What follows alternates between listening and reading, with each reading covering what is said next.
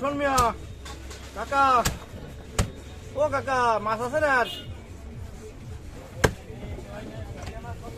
হয় নাই থাকি যেন ব্যস্ত মোটে দ্রুত হাইটে গেলাম তো হয়ে গেল।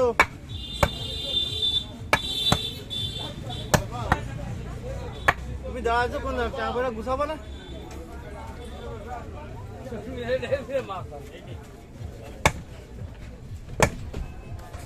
ওই সুবাই বরফ দাও করলাম না, আমার চোখ গমে তো চোখ ভেঙে নিয়ে এসছি তো ভাই।